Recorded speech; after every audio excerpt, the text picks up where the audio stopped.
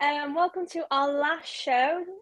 So I'm Sophie Bennett. I'm a Podiatry Bachelor's of Science second year student from the University of Southampton. So unfortunately, Lucy, Freya and Gaia can't make it tonight, so I'll be hosting alone. But we're going to have two fantastic guests. We're going to have Dr. Emma Cowley and we're going to have David Tollafield. So, what's happened since last time? I've been doing quite a lot of work. Really enjoying it. I've also, I don't know whether I mentioned it last time, but I received a grant from the Social Impact Lab Fellowship. And my idea was to tackle foot health inequality. So what I've done is set up a diabetic foot education tour around Southampton. So that is starting next week, actually. So we'll be going through different areas. We'll be working with Diabetes UK Southampton branch, which is quite exciting. And I'm also launching an acronym. So I'm not sure how much I can tell you about that yet, but that is based on diabetic foot education. So it's quite interesting and I can't wait to show you all today. So before we get our first guest, which is going to be David, I just want to remind everybody about the Tomorrow's Podiatry Awards. So if you know anybody that would fit one of the awards, you can nominate them on tomorrowspods.com/awards. So what I'm going to do before we bring David on is show you last year's winners.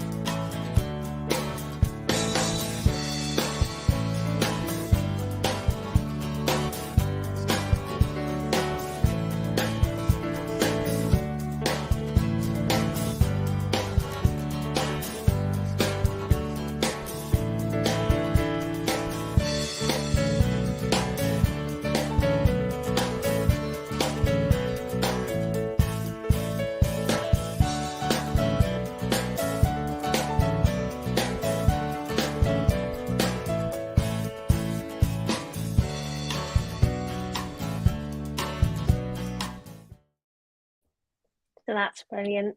So before we bring on David, I thought I'd explain what tonight's show is going to be about. So what we want to know is physio is really popular. Podiatry is pretty awesome, in my own opinion. What I love about podiatry is it is a blank canvas. There's so many areas you can get into, from MSK, diabetes, to research as well. And we're trying to think all these evolving areas we can get into.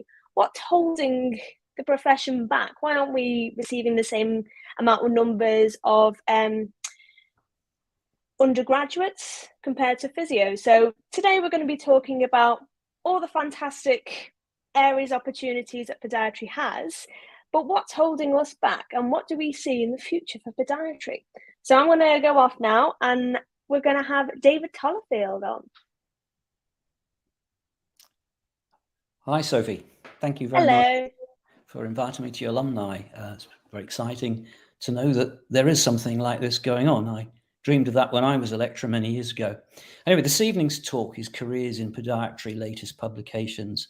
It may seem a little bit strange, I'm going slightly off the plot at places, but there are two career books which I've just published. I'm going to talk to you about those.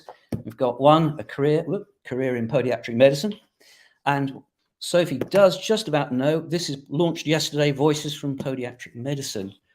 The last time anything was written of any decent length was 1984, slightly out of date. Anyway, I want to talk a little bit about why these books and how these books emerge, because I think it's quite important and it might address some of the discussions that Sophie mentioned just a moment ago. I want to give you a take-home message. I think that's always useful whenever you go to any lecture, that you can go away with at least one piece of information that's of value. And I'm going to talk to you about a book, dear, which I hope you might be enthused with. Okay, well, I better say a bit about my career, and I'm going to do this fairly briefly. I was a jobbing podiatrist, then we called it chiropodist in 1978 when I qualified. I spent 7 years, but within that 7 years, I worked in the NHS for 3, then moved into private practice.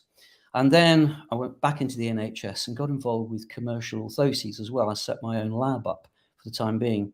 And I was actually housed in the same town that Langer UK was housed, as I knew the managing director and was working with him a little bit. And then I actually branched out on my own.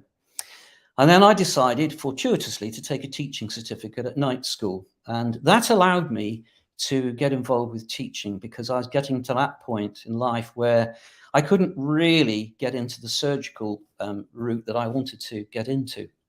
It was very slow and there was no pathway at a particular time. And you just had to find your way in the dark a little bit. Anyway, because I joined a fantastic school in Northampton, and we were the first 2 lecturers, Linda Merriman and myself, I then had to take a degree, and that degree was in human movement and remedial health science, which budded up really well because I specialised in biomechanics at the time. That's what I taught. I taught mechanical orthotics, as we call it, or mechanical therapy. And then I got involved with surgery, orthopedics and podiatry at a slightly higher level. And we introduced a theatre to our students and got them heavily involved in bone and joint surgery. So it's very exciting times. And then I got headhunted to go to the West Midlands, Walsall. Well, I first of all joined the Community Health Trust, and then I became part of the acute team a little bit later on. I spent 23 years there. So majority of my career has been in surgery. I've been dealing with inside the foot as well as outside the foot. And in 2018, I decided that I had to retire. My wife decided that she'd had enough of me doing feet. So what I did then, I decided to become an author, writing about feet instead. Wasn't particularly popular at home, but anyway, there we go. I managed to produce a number of books. So how did these books emerge? And that's really perhaps interesting from the perspective of why did I want to write the books in the first place? Well, going back to 1982, which was pretty much when the first Foot Health Week of the Society of Chiropodists came out, I was actually on council at the time, and we put together some photographs, and we had such limited resources that we just had to do the best we could. We went on radio to try to promote podiatry as best we could. I think we probably did as good a job as we could then, but to be perfectly frank, it was appalling compared to what we could achieve today, or what is potentially achievable today. Anyway, moving on, my career obviously emerged into very different areas, including the surgeries I mentioned. And I went to a conference in Bournemouth around 2018, and I picked up a leaflet called Inspiring Careers. Now, Inspiring Careers is a group. It's a charity for education and employers, connecting the workplace to try to get volunteers together in different professions to broaden students' horizons. But the key thing here is that these people are really keen to get people before they get into deciding their subjects. So we're talking as early as 8. Well, that led me to go to Weymouth. I was invited to go to Weymouth to speak to some 8 to 10-year-olds and some 13 to 15-year-olds on 2 separate days. So we booked into a hotel, my wife and I, went to the primary school to start with. And I tell you what, that was so harrowing. It really frightened the heck out of me. These youngsters, they were very, very capable of asking and flying lots of questions at you. And we actually literally had only around about 10 minutes each table, and we had to rotate. I was amongst a number of other people who had different professional careers. And I think we all enjoyed it, but it did actually stretch us amazingly. Now, when it came to the 13 to 15-year-olds, completely different sector here. And you moved around the tables just the same, 10 minutes, and you had to really sell your profession to them. And there were lots of people who knew exactly what they wanted to do. And so they were very polite. And then this is one chap who just literally lay almost prostrate on the table asleep. And I thought, oh my God, this is not going very well at all. And I tried to demonstrate everything I could. And I then got to this one point where I talked about salary. Now, I happened to see the College of Podiatrists' recent publication on salaries, and I did happen to find that we were pretty well remunerated in the private sector. So I cheated a bit. I said, you know what? I said, you can make a jolly good salary in podiatry. I said, some people can make $500,000, and in some cases, people could make $1 million. I didn't really know how true this was, but it was in the publication, and I assumed that it was a multi-seated practice or multiple practices. This chap shot up as if he had been shot up with some adrenaline. It was unbelievable. So therein lies perhaps some of the tale, that we have to find the trigger that allows people to engage with what we do. And sometimes we have to go off plot as well. Well, anyway, I was writing away. This is now 2017, 2018. I've got a couple of books out. And I was working on my third book and just published that one. COVID hit, and obviously we all know the story of that. And a chap by the name of Trevor Pryor, who I'm sure you might be familiar with. If you're not, you will be, I'm sure, at some point, because he's larger than life. He's a great chap into sports podiatry, as well as being a podiatric surgeon. And he also deals with some professional football clubs. Well, Trevor decided he couldn't do podiatry at the time of COVID, so he decided that he would actually sign up and be part of the team that helped resuscitation. And he said to me, he said, well, Dave, he says, look, you can, I'll tape some stuff, and you can write it up for me.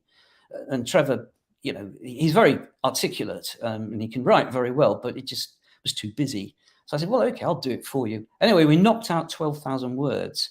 We published 2,000 of those in the Podiatrist before it's changed its name, or whatever. It's Podiatry Now, and it changed its name to the Podiatrist. So we got it into Podiatry Now, 2,000 words.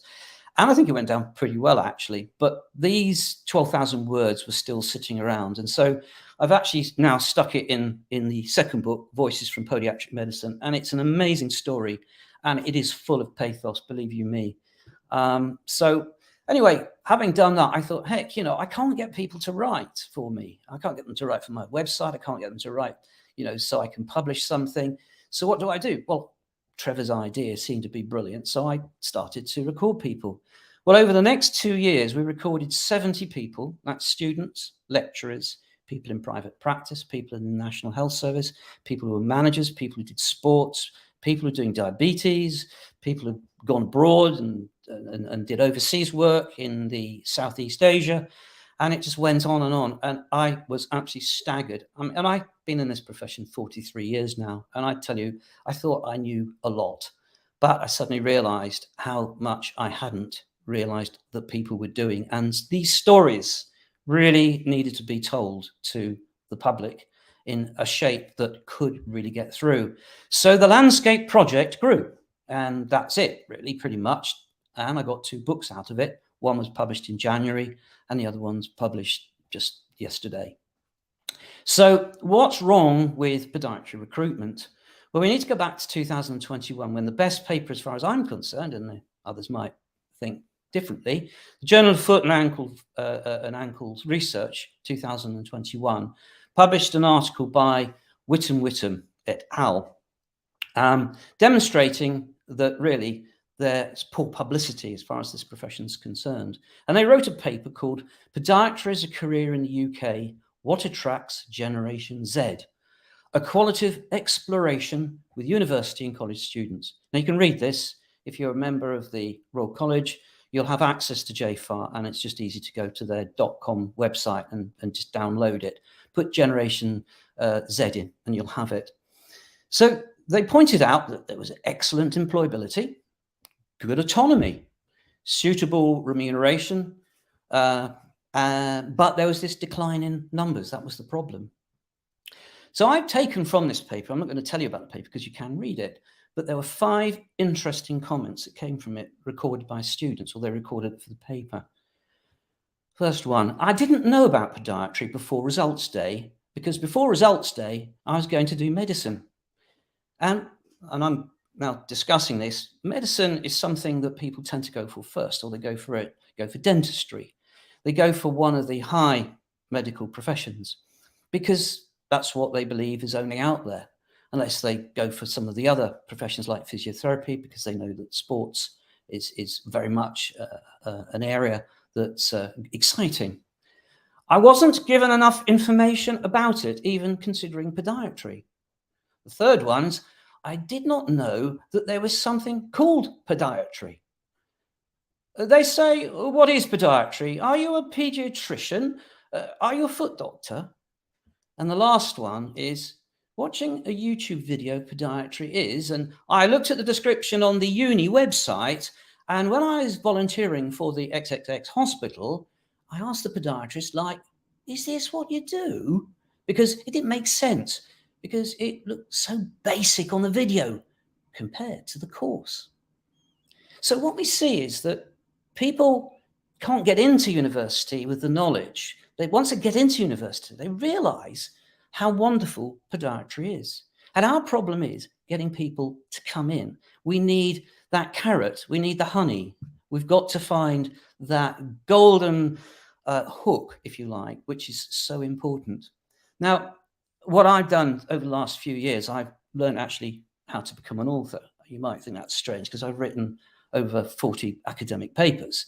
And writing the sort of stories that we need to write to attract people, you can't use the academic skills, to be perfectly honest. You might think you can.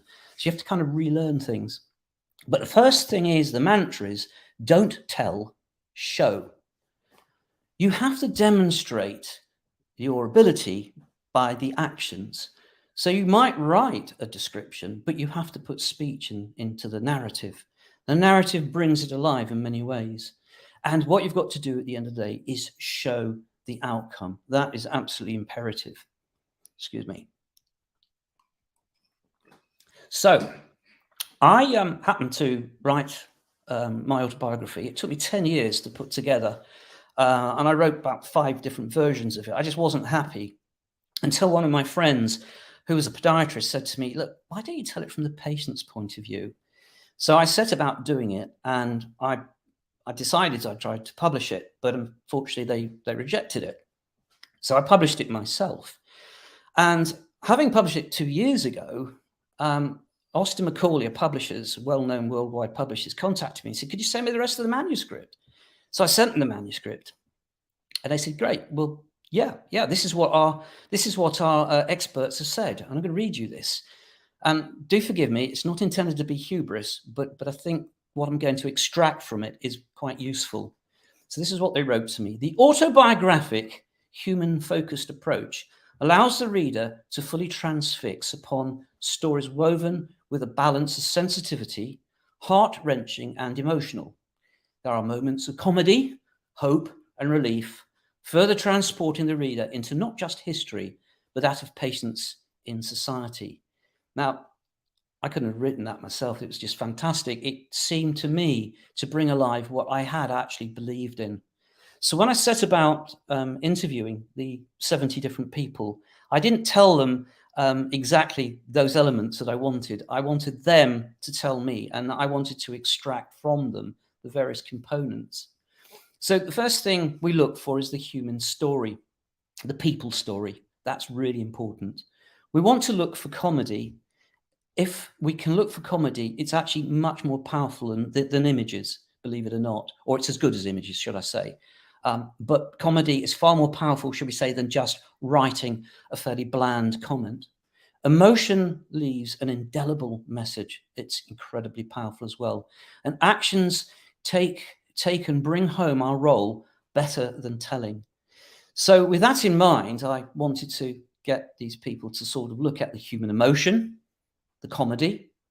I wanted to be action-packed as much as I could. And you might say, how do you make podiatry action-packed?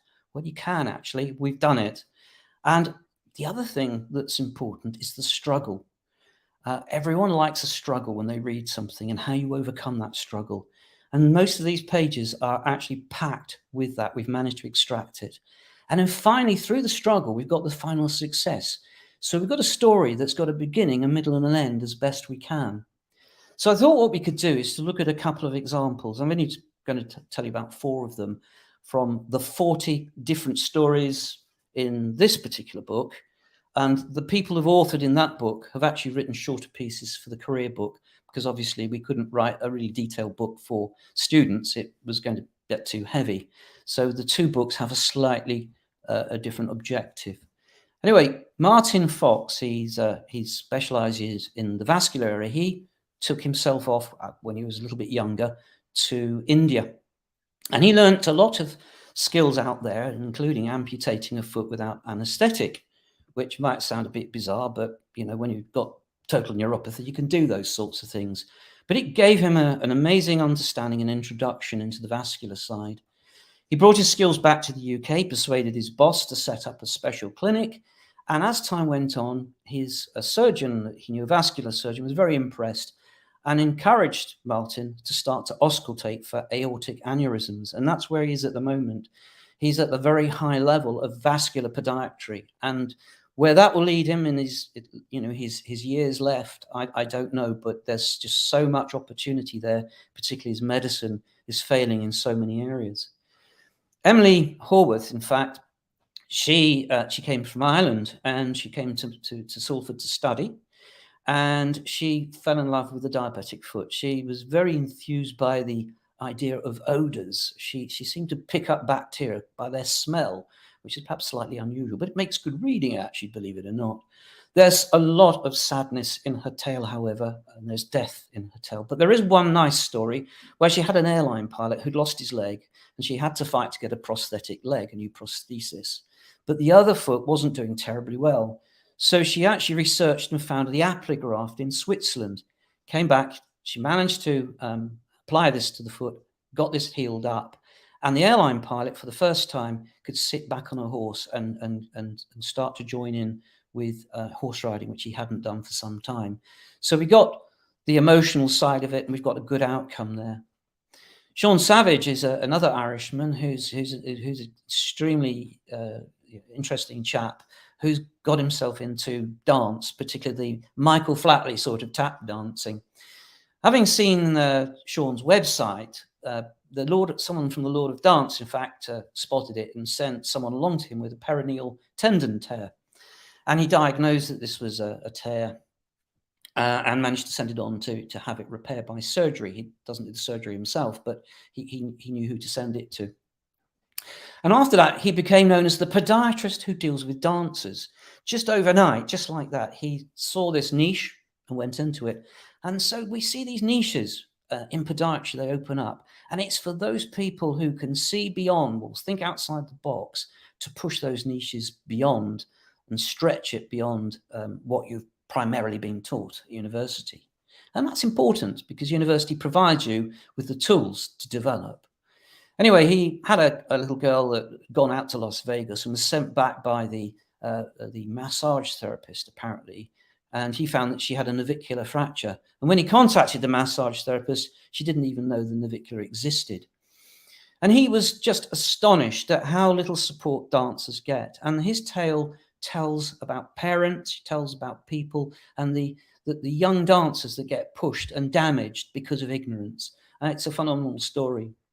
And lastly, there's Susie. Susie Taylor, you may have heard of. She used to be our surgical dean at the Royal College. But she started life off actually just as a jobbing podiatrist like we all do. And she had this particular lady that came in and her wound wouldn't heal up and she couldn't understand it. One day the district nurse happened to be calling in on this lady and caught her sticking a knitting needle right through her foot.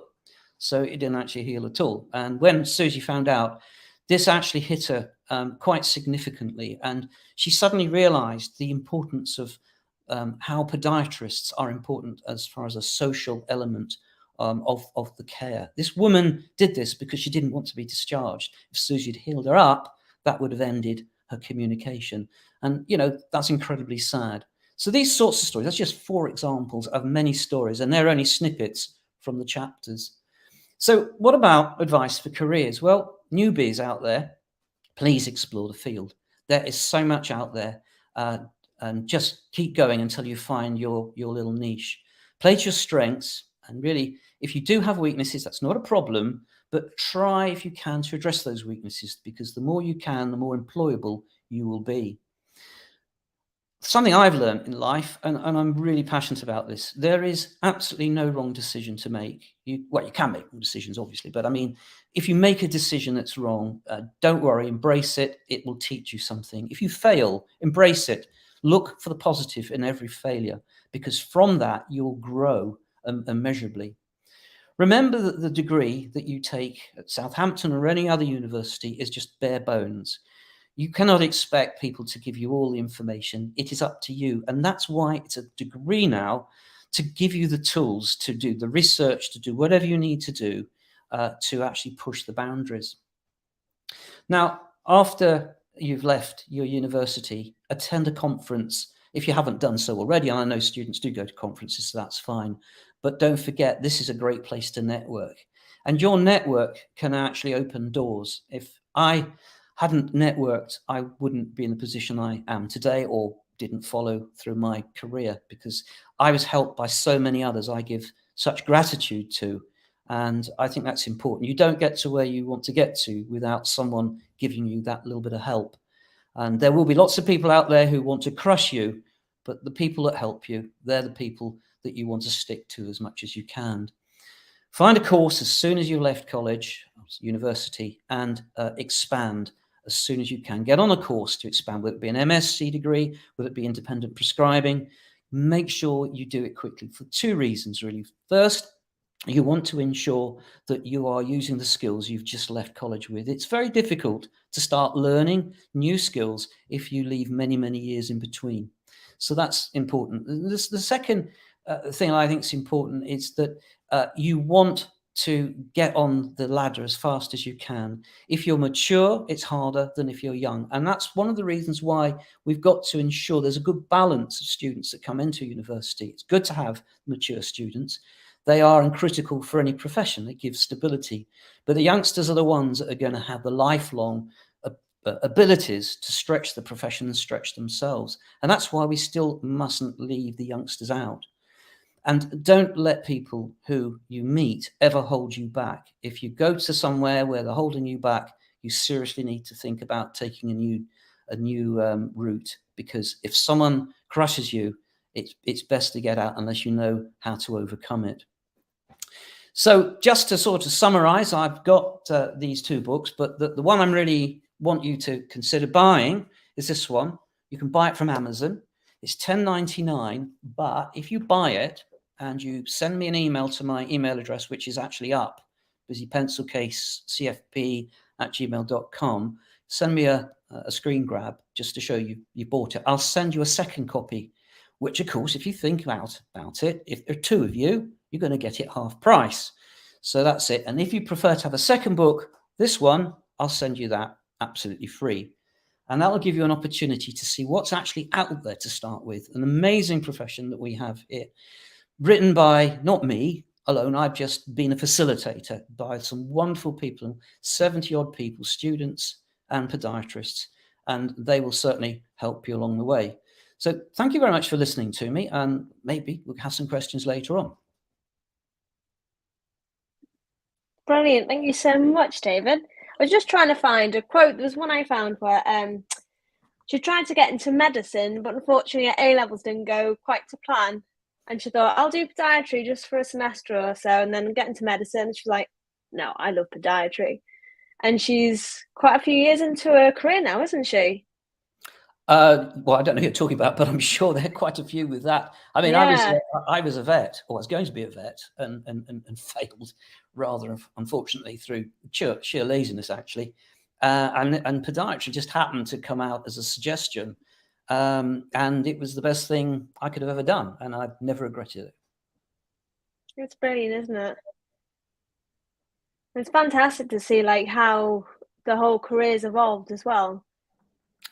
Well, yeah, I mean, I'm pretty old, so I mean, I at the time that we were literally doing a limited scope. I mean, we only just had anaesthetics come in at the end of my 3 years, so that was the very first year that, in fact, they were sort of semi-legitimised. And if you follow it through, in fact, we didn't realise that we didn't have access actually legally to anaesthetics till about 1982. So it was a very near miss, actually. Had we not added anaesthetics to what we did, we wouldn't have surgery. If we didn't have surgery, we wouldn't have pushed the boundaries for so many other areas and opening doors. Yeah, because like what Alan's done and Matthew with the independent prescribing, it's just fantastic. The scope that we have nowadays, brilliant. And especially witnessing someone like on the Isle of Wight, Stephanie, she's an independent prescriber, and you just watch her in awe, just the knowledge, and it's fantastic to see. I was like, wow, very inspiring. Well, because independent prescribing, Sophie, actually expands you in medicine. And I think we mustn't forget that I used the word medicine a number of times, but when we talk about podiatry, we must make sure it's a medical profession, based profession, because we study anatomy, we study physiology, we study pathology. And I think the more we can study and expand outside the natural box of podiatry, we'll actually find things open up. If you don't push the boundaries, you won't see what you can potentially do. I think that's what people need to realise, but it's all those years of, it's just cutting nails. Well, you know, so much more to it. I'm glad you said that, because if let's take nails, for example, I'll just tell you a story, which isn't in the books, actually. It'll be in my next book, but that's a little while away. A lady came to me and she said, Mr. Tollafield, she said, I can't cut my nail. She said, I'm not sure why. So I looked down at it, and I looked at it, and it was very misshapen, discoloured, and there was no nail there. I thought, I think you've got a carcinoma. She had a squamous carcinoma. So we biopsied it. I took her to my minor theatre and biopsied it, came back positive. And so we actually had to cut the nail bed away and refashion it, take the phalanx out, and then we flapped the toe back and then suture it into place. It's slightly shorter. It's not highly malignant, but it was a great thing to be able to do. I think if you follow people like Ivan Bristow, you realize that we are screeners. First and foremost, that is our role, to screen people, to know where to send people. If you're a good referrer as well, I mean, sure, if you can treat, that's great. And I think the more you can do, the better it is. And don't forget, the doctors can't even achieve decent consultations any longer in many, many parts of the country. And these golden opportunities are opening up literally all the time for podiatrists to slide in. And what with the advanced clinical practitioners route at the moment, you know, we just cannot believe where this thing can go. We are going to be podiatric physicians without doubt, following the US, to be honest. And I think that's really important, that we keep an eye out on where the Americans have gone, because in a lot of cases they've cracked some of these problems. Yeah, especially the introduction of first way practitioners as well. So when you think we are specialists of the foot and ankle, so if we're situated in GPs and they come to us, then how much quicker is everything going to be? How much money is it going to save the NHS? There's so many opportunities there. Well, yeah, I mean, I think, to be honest with you, we don't want people going to the GPs with feet, because GPs are overloaded anyway. And it makes much more sense to say, look, I've got a dental problem, I'm going to go to the dentist. I've got a problem with my foot, I'm going to go to the podiatrist, and so forth. I've got a problem with muscle pain, I'll go to the physiotherapist. To be honest, we know more about anatomy than the average doctor does in any case. And I've often said, rather perhaps rudely, that what a doctor knows, most doctors know, GPs know about the foot, you could write on a postage stamp. That's brilliant. Well, thank you, David. We're going to have you back on the show after Emma, but we're going to introduce, I think, absolutely fantastic, Dr. Emma Cowley. So, wow, she's done hello, Emma, you've done an awful lot. So you're Dean of Podiatric of the Royal College of Podiatry. You're a lecturer at the University of Southampton. You put up with me on a daily basis as well. That should be an award. So, Emma, welcome to the show. You've been on a few times. Thank you for coming on again. Thank you, Sophie. It's so lovely to join you again. And oh my goodness, I was just looking at all of those faces that you flashed up, remembering last year's awards, the Tomorrow's Podiatry Awards, Flexitol Awards. And I'm just again reminded of what an amazing group of people form this profession. It's just wonderful to be part of it. So what would you like to talk about, Sophie? Where do you want me to start? Why don't we start from the beginning? I don't mean from birth, but what made you decide podiatry? Well, that's a great place to start, because I think one of the things we're going to talk about in a little while is the ick and how people get over it to come into the profession. So some of you may know my story, but for those of you who don't, I'll just remind you again. So like so many podiatrists, we started out wanting to be something a little bit more mainstream in healthcare, medicine, nursing, physiotherapy, something like that. And I actually went into teaching, first of all, into science, secondary school teaching, and was teaching A-level chemistry and biology. And I just thought, I don't like this. I went home one Christmas from uni and I cried to my mum, I don't like it, I don't want to go back. And my mum said, go and visit Alison next door. She's just had a baby. Go and visit the baby. That'll cheer you up. So I thought, all right, I'll go and visit the baby. Anyway, Alison, mother of said baby, was, guess what? A podiatrist. And by the time we had got through, obviously, the cooing over the baby, she said, you know, what are you doing home over Christmas and everything? And we got talking, and she showed me into her private clinic, which was in a sort of annex to her house. And it literally had me at hello. I walked into the room and I just thought, what is this? This is amazing. Why have I never seen this before or heard about this before?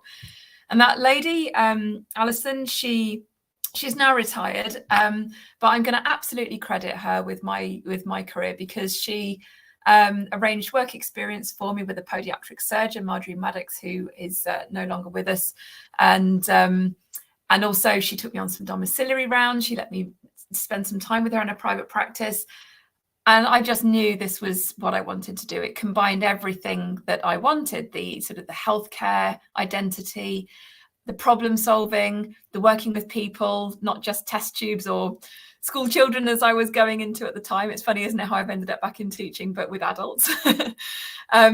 So that's where it all started. And the ick didn't even occur to me, because I saw the environment first.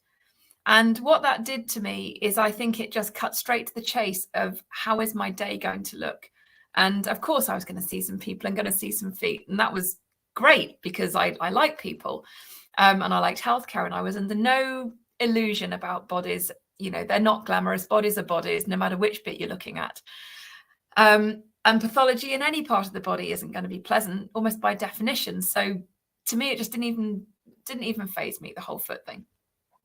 So it's interesting that that's where I started. Obviously, after that, I went into trade as a podiatrist, and at Southampton, I came full circle after that. But in between times, I went into the NHS, worked as a senior one. Back in the olden days, we used to call band 7 senior one. Led up an MSK service in a polyclinic, which at the time was really novel. So we were working together as a team in a very person-centered approach, with prosthetists and orthotists, physiotherapists, podiatrists, chiropodists at the time. It was a long time ago. We had this incredibly vibrant working environment where we all got around the patient together. And it was again, I think, one of those teachable moments where I realized what people need, what patients need, not what I am about, and where I fit into that. But it's not about me, it's about them. So that was an important part of my journey. And then after that, I embarked on a master's degree in MSc in clinical podiatric biomechanics at the time. That sort of took me up to level 7 into an advanced practitioner problem solving sort of realm and higher order functioning that I wasn't in before.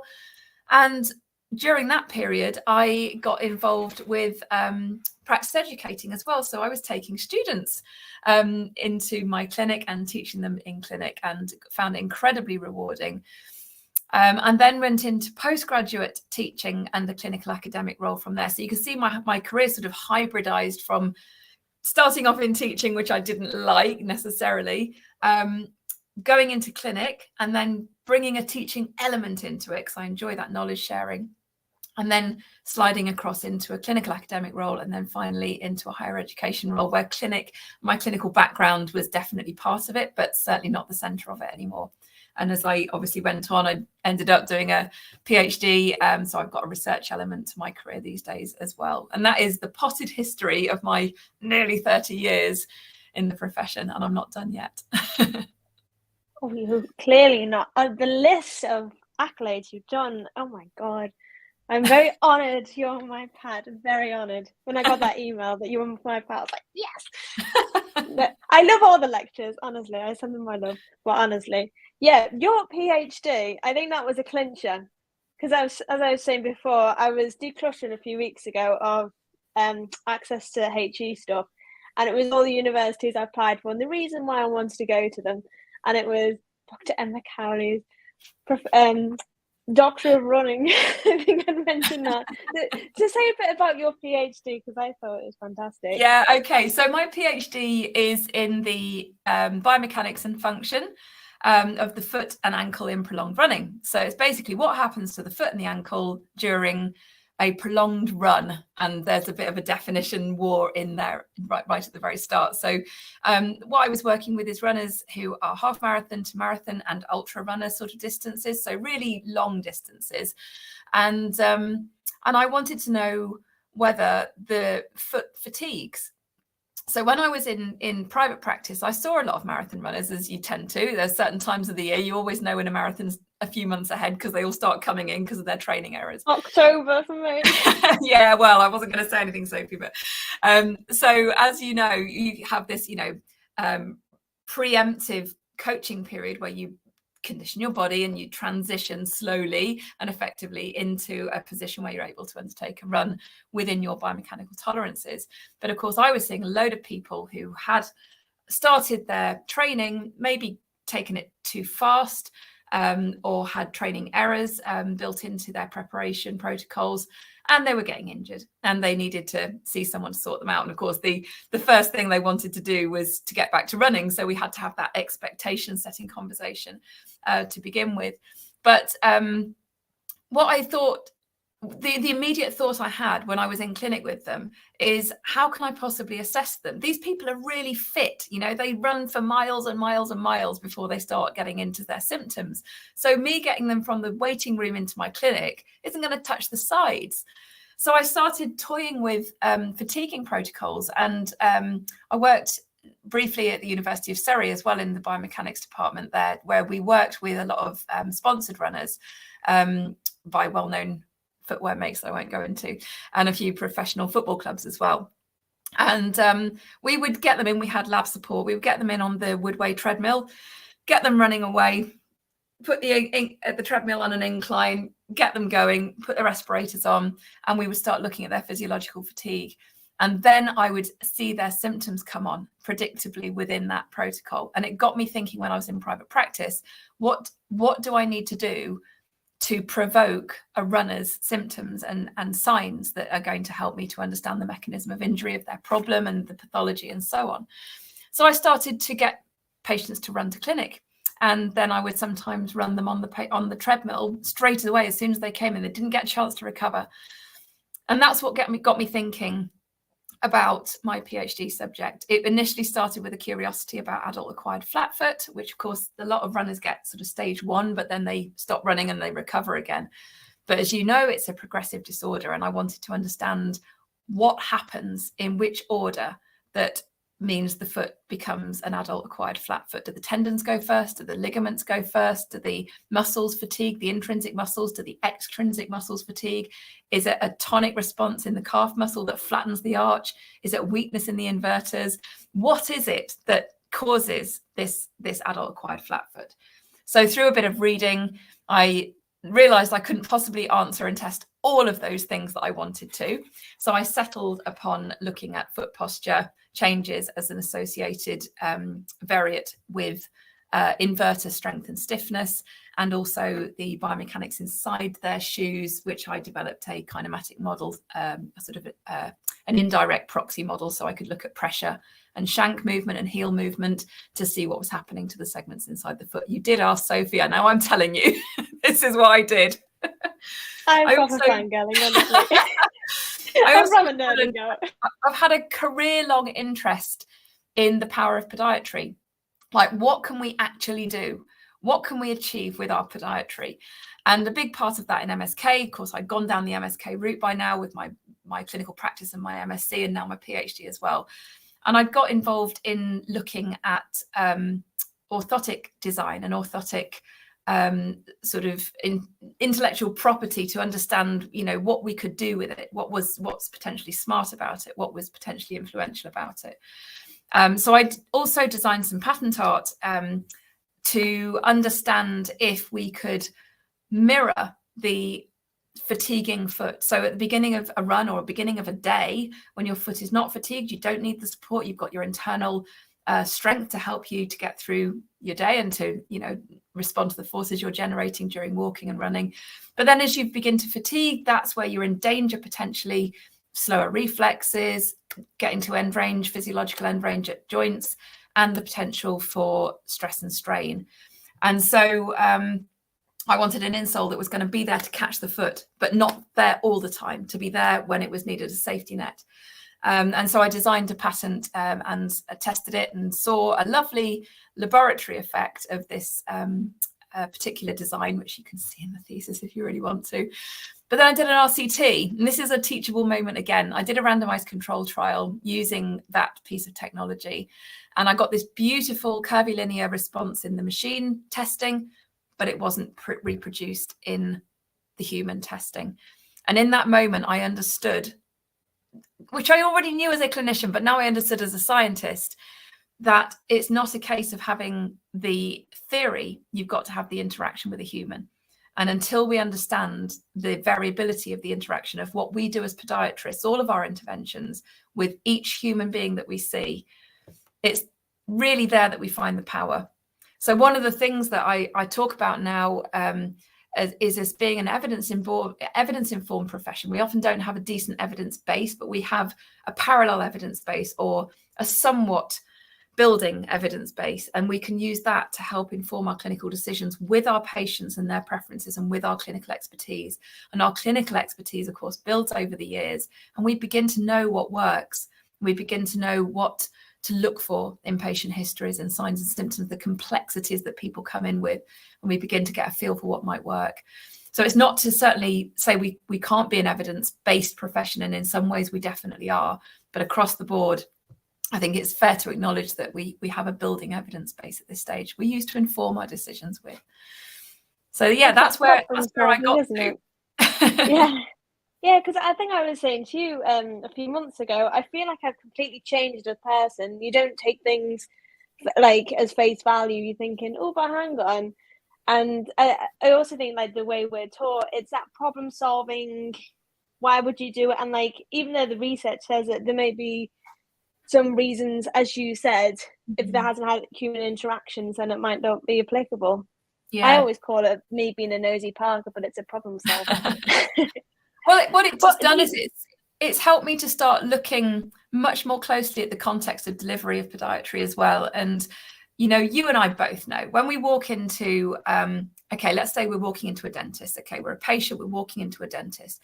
If that dental surgery has got flaking paint, a non-responsive, you know, grumpy receptionist, you know, you're sitting down on slightly frayed waiting room seats, you're already getting the ick, and you're just like, I don't think I really want this person in my mouth with a drill. You're giving all the wrong signs. So we know that the theatre of practice matters, and a professional approach and that trust building from the outset, from your website right the way through to the first thing they, you know, have you even got a sticky handle, a door handle? I've been to places where I've taken my hand off and it's been sticky, and you just think, that's just not good. That's not good. We have to have, you know, build that trust at every single step so people understand. Well, because I've just started the healthy discussion module, and it was Listening Well, The Art of Empathetic Understanding by William Miller. I always thought I was a good listener. It turns out I'm not. But I read that. In about 2 hours. Oh, it was brilliant. But don't tell any friends that are watching, I am starting to sneakily motivational interview you. Oops. So it's good practice. But yeah, there's been loads of stuff you've done as well, because you were involved with the workplace dress code debate as well. That was huge. Yeah, I was. Gosh, that was in 2017. So my master's thesis was about the effects of high heels on gait and balance. So I did a narrative review, and then I took some data looking at timings of heel off timings and forefoot timings in high heels. And one of the things that led to was me getting a bit of a reputation in the profession for understanding a bit about high heels and the effects of them, whether they're good or bad. And as anyone who knows me will know, I never demonize footwear. There's no such thing as bad footwear. There's only inappropriate for that particular moment, for that function footwear, if you like. So in 2016-17, a waitress in Canada, she'd done a full shift in her restaurant and taken her shoes off at the end of the night and took a picture of them, and they looked bloodied. They looked like she'd had some blisters and de-roofed them, and she'd bled into her shoes, and it looked awful. It looked painful. She was obviously in pain when she took the photo and had put a comment in. It was picked up in this country by I think her name was Nicola Thorpe, who ended up running a similar campaign highlighting her experiences. She was working as a locum receptionist at PricewaterhouseCoopers, which is or back then that's what it was called, one of the big consultancy firms. And in these big, swanky corporate buildings, you often have marble floors, very unforgiving hard surfaces, and arguably very unsafe if you're wearing, shiny-soled, spike-heeled, unsupportive footwear. And she indeed felt like that. So she said she wanted to go home and change her footwear, and they said, don't come back. And she went straight to social media and straight also to the government, to the petitions site, and set up a petition. That petition got the required number of signatures to raise a debate in the Health Select Committee. And they came to a number of bodies, including Stonewall, including Royal College of Podiatry, including a lot of other representative groups, to understand the pressures of dress codes on women, but also on other people as well, but particularly on women, because high heels were a notable problem with women. What came out of that was we were challenging the Equalities Act, but of course, there's a lot of interpretation with law. And what came out, to cut a long story short, I prepared a body of evidence along with other people, and we represented the sort of the foot health voice of what high heels do to feet and the potential risks that they propose to people who wear them. What happened was we didn't get the law changed, and that's fair enough. It was a big deal. But what did happen is the interpretation of the law changed. And PwC and a number of other companies recognised that they were actually asking more of women than they were of men by insisting that women wear high heels to work, and they didn't insist the same for men or non-binary people. So since then, we've seen airlines respond, we've seen Harrods respond, we've seen various other big companies all take a good look at their dress codes and reevaluate them. To the point where they now have, some airlines have women in trainers on their way to the flights, as well as on board as well. So hopefully that will continue over time. We'll see the impact of that debate continuing. It's interesting, like the areas that you've had involvement with the government. You have a lot of involvement with Royal College of Podiatry. So you are the Dean of Faculty of Podiatric Medicine, but you've done a lot of framework as well, haven't you? Yes, and I did. Sophie as well. Yes. So this has all come from my own experiences. And then I get curious and I talk to other people and I find out that it's their experience as well. And then in leadership roles, I have a bit of an insight to what's happening in the profession, sort of get a pulse feel. So it helps us, within our profession to be quite responsive to what we need and what will help. I'll start with the career framework. So when was it? 2015, something like that. I was at the Royal College of Physicians and Surgeons in Glasgow. I was a regional advisor for them. And every year we had an annual review, and we had to talk about the uptake of membership and fellowship and what the incentives might be for that and so on. Where was the benefit for podiatrists? And I was doing this alongside physicians, surgeons, dentists, travel medicine colleagues who often had a career aligned to the passing of exams that basically came from a framework. So you'll know about the the membership exams and fellowship exams in medicine, for example, with the Royal Colleges in Medicine.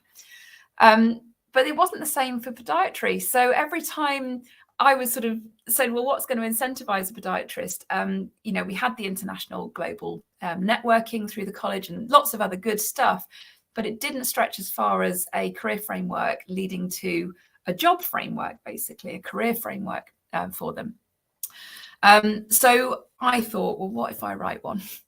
And so on the plane on the way home, I put pen to paper and put a very, you know, kind of beer mat version in front of a few people. And the Royal College of Podiatry decided that that was something they definitely wanted to take on board. And so we gathered a working group together and went through a stakeholder approach. We landed that because of the pandemic. It took a bit of time to get it down, but we landed that in 2021, and it was almost out of date already because a lot of the work had happened early on. So we are now just in the process of landing the revised podiatry career framework in response to some health education England money that's just come through the Royal College. That will be landing very soon. And what you'll see and what you'll notice in it is it's very reflective. Unlike the first iteration was almost what you can have if you choose it. If you choose, you can go and, you know, become a fellow of this or a chartered scientist or whatever. Whereas this time it's much more aimed around job roles and then plugging in the required sort of jigsaw puzzle pieces to make sure that you look like someone who can do that job. So that feeds into, we had a big stakeholder approach with this, lots of focus groups, a survey, interviews, all sorts of things with lots of different representatives of the profession. And that's what came through is that we needed to almost flip the model the other way around. So that's what's going to be happening this year. Hopefully we'll see a little bit more of that later on this year. I'll talk about that a bit more. Yeah, you mentioned chartered scientists, so explain to people who are a bit interested about this. Yeah, so the Royal College of Podiatry has been awarded a licence by the Science Council to award the Chartered Scientist, Registered Scientist Technician awards. And these are representative of our scientific sort of identity. So if you speak to most podiatrists, and you ask them, do you identify as a clinician? Even the likes of me who no longer really practice anymore, we're like, yeah. I'm a clinician. Of course I am. I'm a podiatrist. I work with people in podiatry. And yeah, I'm a clinician. You ask them if they think of themselves as a scientist, and they start backing out of the room.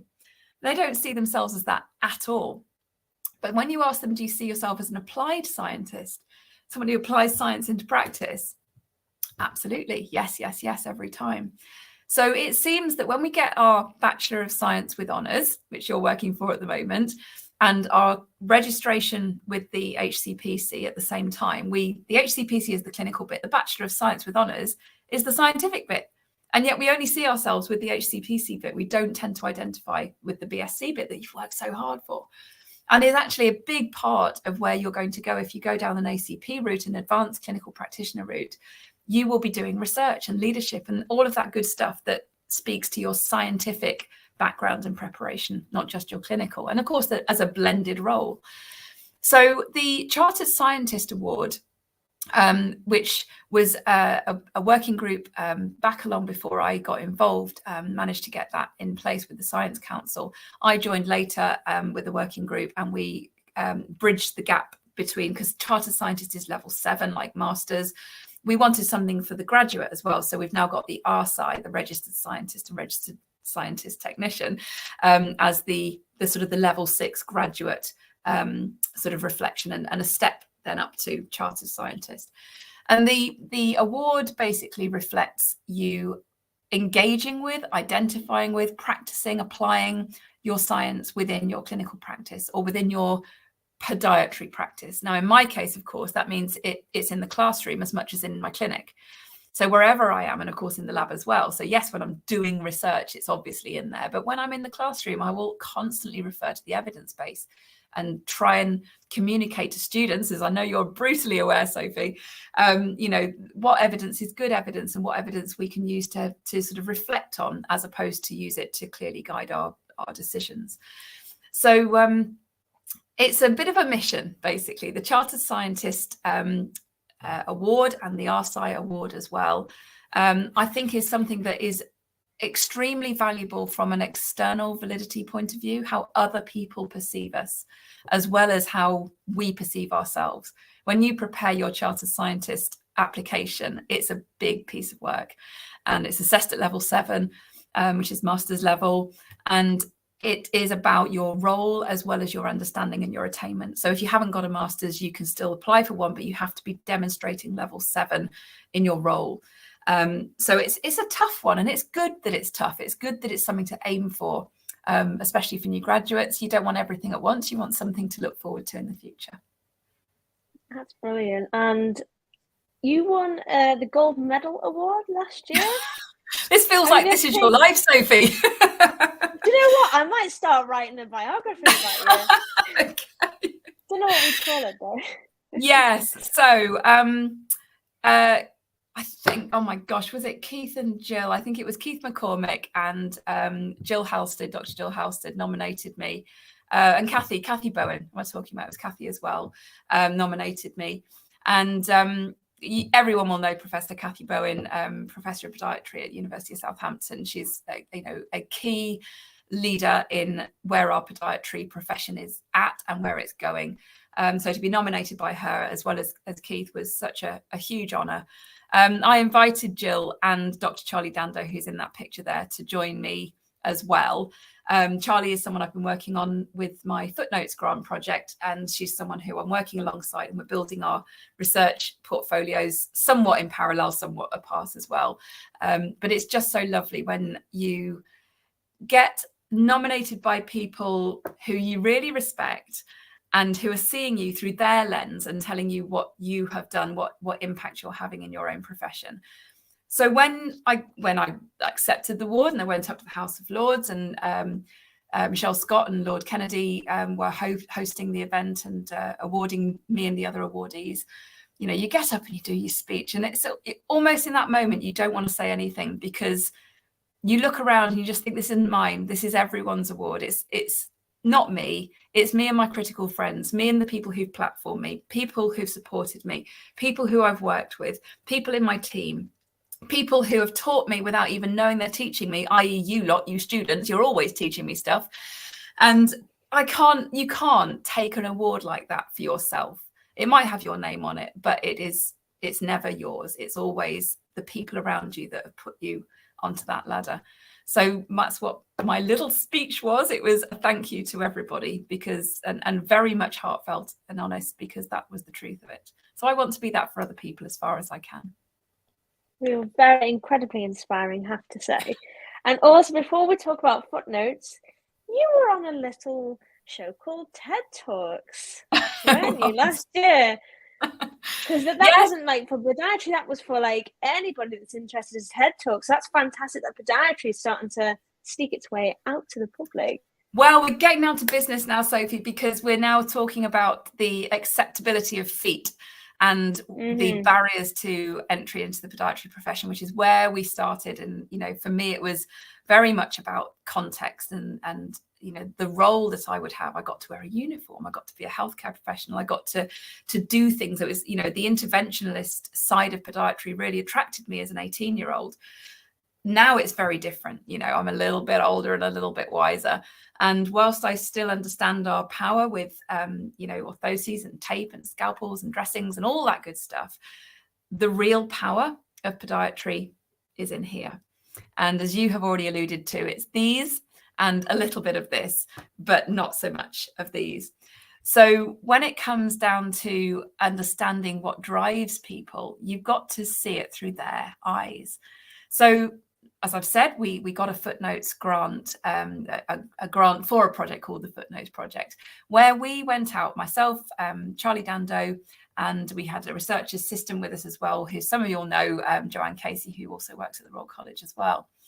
And we went out and we recruited some citizen scientists, and we produced some videos, we put them on social media, watched the comments build, and then we took the comments back to the citizen scientists. Now, these are just regular Joes, ordinary people who've just got an interest in science. And we said, what do you think the themes are that are coming out of these comments? And I have tried to share a little picture with you, but it's in the TED Talk if you want to go and watch it. I think the link's up there in the chat. You have to scroll forward towards the middle, towards the end. And basically there are five areas. If I can just quickly get them up on my screen here, I'll just look across. So we realized there was a spectrum of perceptions of feet from the public. So this is not healthcare perceptions. This is the person on the street and what they think about their feet and about other people's feet. We thought we were going to get a whole lot of feet are gross, can't go near them. When actually we did get some of that. We got presentation. You know, people don't like the way they look or they smell, or the idea of having to touch them and clean them. So fine, okay, presentation was a part of it, no doubt, but it wasn't the dominant voice. Vulnerability came through. I know my feet can get injured, and I worry about my feet. That was a big thing that came through. And we were like, what? People are worried about their feet? Yep, turns out they are. They're worried about the vulnerability of having to go in and buy shoes that may not fit them as well. So they're icked out by their feet, but also protective of their feet because they don't want to be shown up for having weird shaped feet in a shoe shop. They use their feet as like additional sort of hands. So we had a few of the citizen scientists talk about how they'd interpreted some of the comments as this is someone using their feet as additional hands. So like a mum holding the baby whilst trying to close the door would use the foot to close the door with. There was also the role of feet in sort of more dexterous jobs like driving, where the foot, you know, was clearly part of the role as well. Then going up, so we had presentation, vulnerability, utility. That's what I just talked about. And then the last two, which were really powerful, were journey and destination, and attraction and fascination. So the journey and destination was all about where my feet have told my story, where they've taken me. And this is where my TED Talk came from. So I talked in my TED Talk about the human endeavors that the human foot talks about, from the footprints at Lotoli in Africa, where the first bipedal family footprints, where, you know, adult and child together were walking along and leaving footprints, that sort of epitomized the bipedalism, the point at which our hominid ancestors became bipedal. But then you juxtapose that against the footprints on the moon, and you realize the human journey in a relatively small space of time. Footprints are telling the human story. And it's only when you see it through the narrative of footprints, and then in the TED Talk I talk about the you'll see it woven into language, into songs, into lyrics, into poetry, into common sayings. You're on the back foot, you know, stand by your man, all these kind of things that you'll see in lyrics and songs and so on. So that was the destination and the journey, which was really fascinating. But the one that took our breath away was the attraction and fascination. We don't allow ourselves in podiatry to even talk about the sexuality of the foot. And one of the groups that came through in the Footnotes project were the foot fetish community. And it turns out that the foot fetish community were actually almost like a mouthpiece for sort of more silenced groups. So people who, particularly LGBTQI plus people who not necessarily had a foot fetish, but they maybe, if they were trans, they'd had to think about footwear and whether the size of their feet, whether that was feminine or masculine to them, things like that. It was a conversation that came out of nowhere for me. I wasn't expecting it, and I was overwhelmed when I saw it coming through. It was so exciting. When I presented some of the early results back to the funders of the grant, is all part of what you do when you have a grant. And I mentioned the attraction and the fascination to a bunch of researchers. There was a sort of a guffawing and a scoffing. And I think we probably all felt in that moment the same thing that I did, that, oh my goodness, I can't believe we're talking about this. And yet the whole point of research is you talk about what the truth is, you know, what was coming through. I got an email from a member of that group who was gay, and he was listening in, and he said, when that happened, he felt silenced, completely silenced. He couldn't put forward how he saw that finding. And so it took me, and it took my research group through an enormous journey through, I contacted a charity that supports people who are transitioning. I went through to our EDI champions and talked about the way that we can safely present research findings without getting that reaction, that minimization. Because it occurred to us full loop that potentially in our clinic every single day, we are seeing people who are ashamed of their feet, be they straight, gay, whatever, it doesn't matter. People whose feet are part of their identity, part of their sexuality, and therefore part of their body image.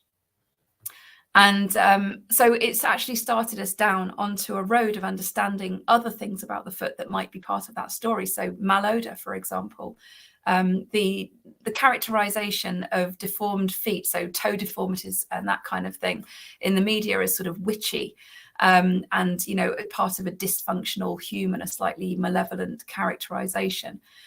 So we are just scratching the surface, but my goodness, what an exciting journey, because we know people are people, and I do not want any single person having to leave any part of themselves at the door of our clinics when they come in to see us. They need to be able to come in and tell us about themselves.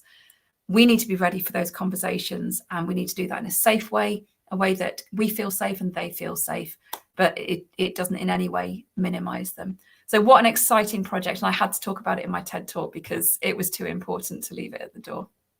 That's brilliant. Yeah, I know what you mean. I've noticed that a few times in clinic, where some people would be like ashamed to not even check the feet and the diabetic high risk, and you're thinking, I think it's just getting rid of that, I don't know what you would call it, just that stigma of feet. Like if you had a cut in your hand, you check it, but there's like other areas of the body as well that still have that stigma, like with bowel cancer, and there's that high risk of mortality because there's delay of going to the GP. But I think if we can, in all the way that you're doing, get to that point that you go, your feet's your friend, know how to check them. And I think that's what like has inspired me with my project at the moment. And it's just getting rid of that stigma, knowing what to check for, and like having with treatments and care plans and all that, it is the profession's job as well as the person's as well. And I think it's like how many times they'll see us compared to how many times they see the feet once a day and all that. If we can give them that power, that strength and confidence to look after the feet, know how to do it and all that, hopefully. Well, you're right, Sophie. It's quite a grown-up ask, isn't it? And I'm not sure if you told 18-year-old me that would have attracted me, quite honestly. So I think we have to hold it all. We have to understand the fun, the toys. We've got ultrasound and shockwave and Swift and all of this fun stuff and scalpels and all of that. That to an 18-year-old, that interventionalist and slightly hero role definitely appeals. I was part of a project in 2022. I'm just looking across at the moment. We published a piece of work called Motivations, Sources of Influence and Barriers to Being a Podiatrist, a National Questionnaire of Student Views, which I think might be in the chat. And we looked at what the influences into the profession of students before they came in, and then after they had become students, what they were and what they are now. And obviously, you know, there were big rocks in the bucket like bursaries, which we haven't got time to talk about that now. We know it's a huge problem, especially with cost of living, and we mustn't minimize it. But outside of the financial side of becoming a student, you know, obviously we've got the apprenticeship model now as well, but it's a story for another time, as I've just said. Outside of that, we had the biggest influences was the fact that it was a challenging role. And it was a challenging role that was also intellectually stimulating. So people wanted to use their science early. So if we can bring people in saying, bring your A-level biology with you, you're going to use it. You know, all that cell biology is important when it comes to thinking about healing and inflammatory cascades. And, you know, you'll use that stuff. But your knowledge and your scientific basis will grow as your career grows. And what will happen is you will develop a bigger role, a more advanced, a higher order functioning role in time as an enhanced podiatrist, just by expanding your role sideways, or an advanced podiatrist by kind of taking master's level, doctoral level qualifications.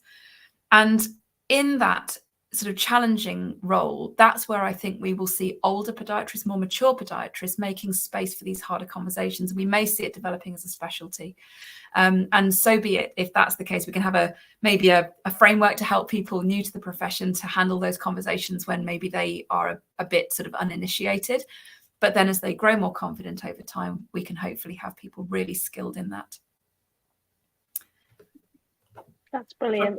Do you want to know what the other things that were important in that paper? Now I'm on one. There were just a couple of others that might be of help, because this is all about us and how we can bring people in. So the other things that were important were a patient's own experience of podiatry or a family member's, a good teacher at school, so get to your careers evenings, folks, and school visits, so go in and do assemblies and career days, and also the last one that was important to people when they were in the student in their university years, was having a future careers program. So the fact that I've now written the career framework really again closes that loop. It's what people say they want, and we're now producing it. That's brilliant. And what we're going to do now is we're going to reintroduce David back in, and we're going to have a good old discussion about brilliant how we're going to knock this brick wall down and have people going, do you know what? I'm doing podiatry. Which I will tell you, a few of the patients like I see, because I work as a podiatry assistant during my downtime, and they go, oh, why do you do podiatry? And then I go, well, and I explain all the amazing stuff, and I've had a few of them, like over 60s, going, oh, we should have done podiatry now. That sounds so lovely. But everybody, after I've explained how amazing it is, they go, oh, I didn't know it was that interesting. Oh, I didn't know it was that varied.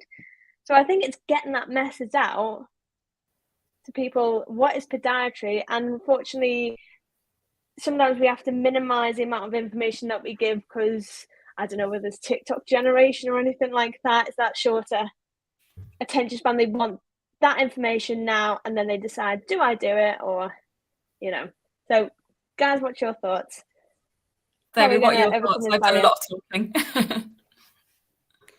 Well, I'd say that you're right. You have to only give them sort of a small bite-sized chunk to describe what we're at. I mean, I think Dorland's dictionary, when I first read the definition of podiatry is the science of the foot, and treatment by surgical or medical means, struck me as being a pretty good all-in discussion or description of what we do. And that was an American discussion, and then it didn't actually quite fit where I was at that time in the 1970s. Now we've actually met it, and I'm sure that Emma would agree that we have come on exponentially over the last 40 years beyond all recognition. The other thing is I've got this sort of mantra which I tell people, that we specialize, all podiatrists specialize in tissue management, maintaining good quality tissue. And that tissue is not just about the skin, it's about joints, about bone, about ligaments, tendons, the whole lot.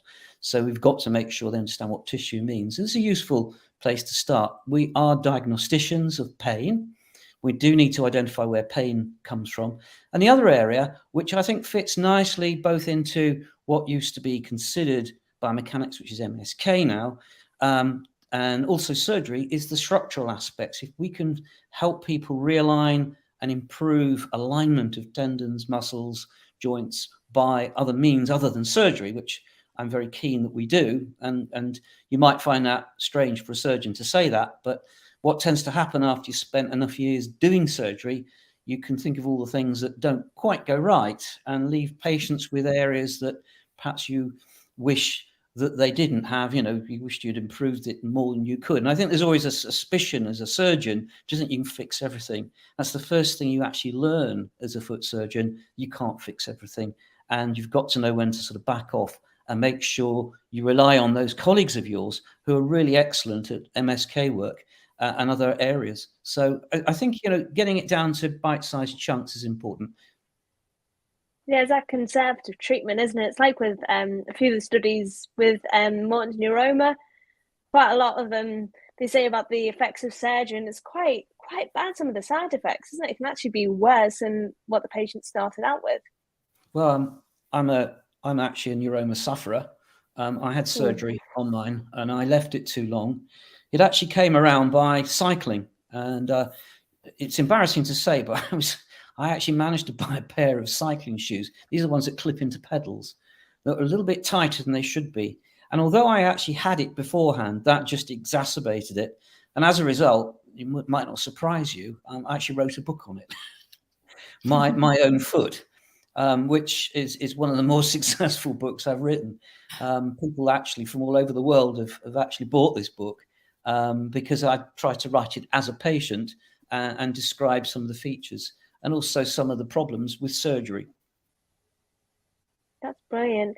We've also got a link of Emma's Stronger Stuff episode where she talks about the foot, which is fantastic. But I'm going to swiftly move to the topic a bit of branding. Now, it's one of my pet peeves, but when that chiropody or chiropody and podiatry, and you see it on the NHS England site as well, do you think that has a reason for the confusion? Because I think I've had a few patients that go, oh, I've been to a chiropodist, but I thought I'd probably go to a podiatrist. Well, I can answer that immediately, and I'm sure I should get stopped down. But until you get rid of the word chiropodist, I'm afraid you're going to have problems with branding podiatry. Chiropody now is almost foot care to a greater extent. Podiatry embraces science of the foot, and the foot health practitioners, and I don't knock them. I think they do a fantastic job as well. And I also think they're important for the simple reason it allows us to expand, and that's important because we did that with FCAs years ago, foot care assistants. The society back in the 1980s was so scared of FCAs coming in, they actually thought it would actually rip the profession to pieces, and it didn't. It actually enhanced it. And I think that's a historical memory of mine, as I was heavily involved with FCAs at the time in the trust I worked for. Well, it wasn't trusts then, but so I think that's an important lesson. But I think that we've got to try to ensure that we don't allow ourselves to slide back into basic foot care unless that's what we want to do. I'm not suggesting anyone out there who wants to practice that should not practice it. That's fine. I'm not saying that. I'm saying as a profession, and you're talking about branding, I think it's incredibly important that we clear this up. And I know that the Royal College have tried to do it. They've met a lot of resistance from various groups. But if we want to survive in this business, we've got to be tough. And I'm sorry if it doesn't appeal to everyone, but the word I fought for years to get rid of the word chiropody from my own title, and so many people did, and I think it holds us back. So I could come in if that's helpful, Sophie, as well. So when I was looking at revising the career framework, we had 3 very in-depth focus groups, stakeholder focus groups, looking at careers, and within that the whole concept of uplift and what it means to be a podiatrist, and what it means to have a career in podiatry to lift you away from graduate entry into a career above and beyond. And the things that came out of that I built into the career framework, as you will see, include the potential barriers and threats to becoming a fully fledged podiatrist over time. Yes, we all come out with, nice shiny bachelor's degree, but then you go and work in isolation and you are left with those potentially quite heavy decisions that could be quite consequential, whether to do nail surgery, for example, whether to undertake an injection of corticosteroid, intra-articular corticosteroid, or whatever it might be, to engage in a medicine decision. They're high stakes decisions that podiatrists who are not seasoned and experienced would find threatening to make on their own. So they will retreat. Podiatrists as a profession, when I've done many years, 25 years in higher education, I've taught everyone from paramedics, doctors, nurses, physios, OTs, dietitians, optometrists, you name it. I've taught all of the full gamut, if you like. I can spot a podiatrist in a classroom at 20 feet. And the reason being is that in podiatry, we don't fully have a confident narrative about what we're bringing. If you ask any paramedic what they do, they can tell you. A physio what they do, they can tell you. A doctor what they do, they can tell you. And it's only really when we ask podiatrists to step into their power, which is what I was talking about before. What is the power of podiatry? What is it that we do? And David put it beautifully just a few minutes ago. Tissue management, I would call it probably either managing tissue viability, but the same as he said, not just the skin. It's all of the specialized tissues in the lower limb. And understanding that as a message is critical to us understanding our power and then moving into that podiatrist identity. If we only think of ourselves as nail cutters, we will only ever be nail cutters. And if we're struggling to make sort of perilous decisions on our own, we'll back off from them because it's difficult and it's dangerous. So one of the things that I think is absolutely necessary, critical to whether we move into that full podiatry career identity, is to network, which again David talked about earlier. Networking, critical friends, mentorship, coaching, career coaching, making sure that people have got your back. Coming back to my gold medal award, I couldn't take it for myself. Sure, I did a few exams and I put some hours in. I did put some hours in, but it was people that helped me to put those hours in. And that's what every single podiatrist needs. And unfortunately, our infrastructure means we work behind closed doors, and we've got to get out from behind those closed doors and network. I think so. And like, as I was saying that, because I work on the Isle of Wight as a pod assistant, but we work as a multi-room clinic, especially at St. Mary's. Yeah. I think that's lovely. You know, sometimes when I go, I'm not too sure here, and you'd have like band 6, 7s, 8s there, and also like the endocrinologist, orthopedic, vascular surgeon. I think that integration of MTTs, which we are starting to see, like with Octum and Oxford as well, I think it's strengthening our confidence and abilities to do what we do. And yeah, I think it's just nice to see like how respected we are as well. It's very exciting. But you will only be respected when you can bring something to the table tangibly. If you're in an MDT everybody has to have a place at the table. You don't just get invited for the cake. You know, you have to be bringing something very special for patient benefit that you will provide better than other people in the team, arguably. And so again, understanding what it is that you're bringing to that patient from your gamut of podiatry skills and knowledge is really important. Definitely. I think our expertise in the foot and ankle, and with all this added introductions of like independent prescribing, maybe ultrasound, what would you call it? Being able to do an ultrasound, even like reading x-rays and things like that. It's just brilliant. It really is exciting. It is. What an exciting journey you've got ahead of you, Sophie. I'm kind of jealous. Definitely. I'm sure David and I would feel to have all of that ahead of us. Oh, I know. Well, there's so many options to go to, but I think I've kind of found my path where I want to go. But just before we go, David, you were going to say you had another story about shoes, footwear. I was picking up on what Emma said. There was a lovely story because she picked up Nicola Thorpe in Canada and then came back and then brought up the case in London. I happened to write an article actually. Should high heels be banned? I entitled it. Anyway, an RAF flight lieutenant ruptured her Achilles tendon after being ordered to run with an 80-pound kit bag in high heels, and she won a case for compensation at Preston Crown Court. Good for her. She was 28. I think it's important with high heels, and I'll close down on this one, that we do recognise that everyone's entitled to wear whatever footwear they want. We have to manage this differently. I was taught to be critical of high heels. And when I wrote my 2 articles in my website, you can get it from my website, Consulting Foot Pain, I was just blown away with a complete change of thought process about it. Because a man has got to understand a lot more about feet and women.